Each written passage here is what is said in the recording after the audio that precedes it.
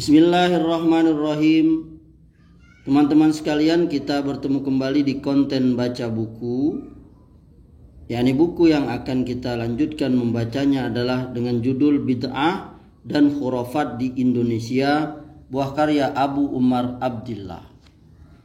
Teman-teman sekalian, kali ini kita akan membaca subjudul, yakni antara bid'ah dan ikhtilaf ulama di halaman 19 dan seterusnya.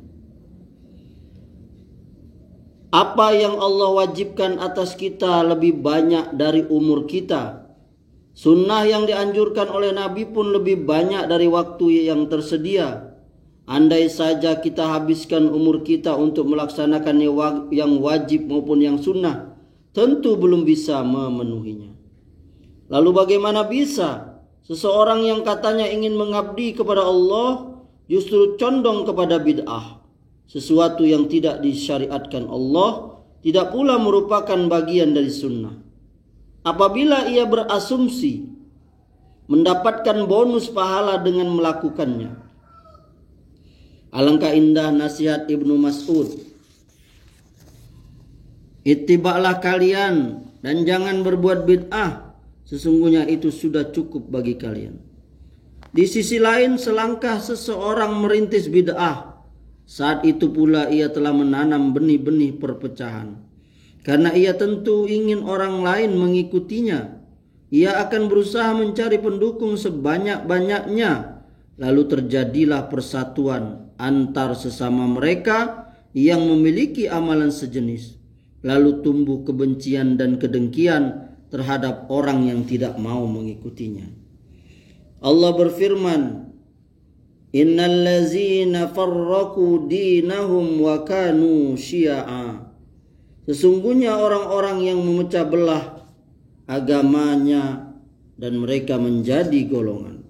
Al-An'am ayat 159. Al-Qadi Ismail menafsirkan ayat tersebut. Setiap pelaku bid'ah semuanya masuk dalam pembicaraan ayat ini. Karena tak kala mereka berbuat bid'ah, maka mereka akan saling berdebat, bertengkar dan bercerai-berai hingga menjadi kelompok-kelompok.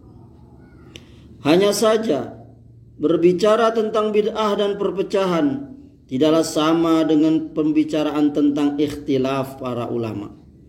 Bid'ah harus diingkari dan dicegah, sedangkan ikhtilaf yang merupakan hasil ijtihad di kalangan ulama tidak boleh dicegah atau diingkari sebagaimana mengingkari maksiat.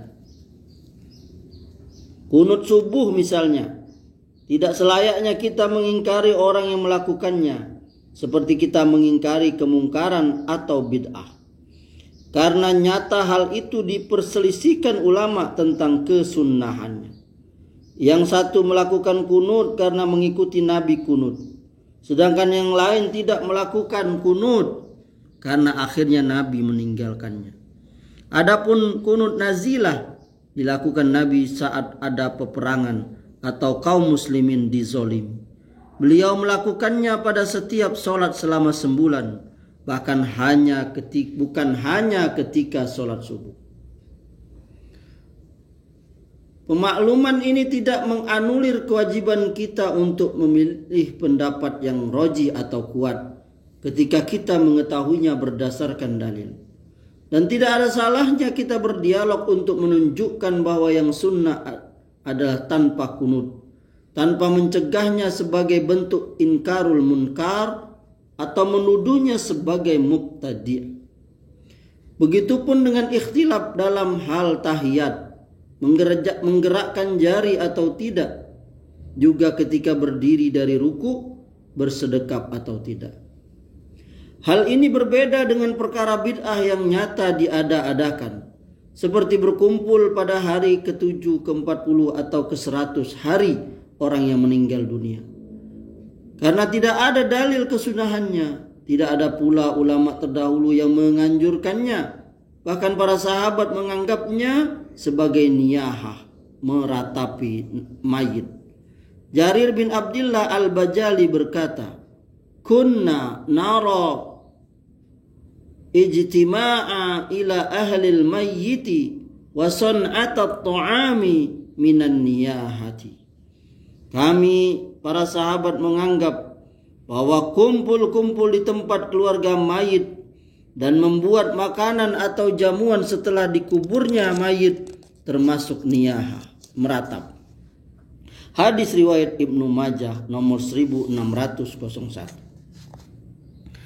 Adapun pendapat kiai, ustadz yang jauh dari generasi sahabat tidaklah bisa membatalkan kesepakatan sahabat. Wallahu a'lam.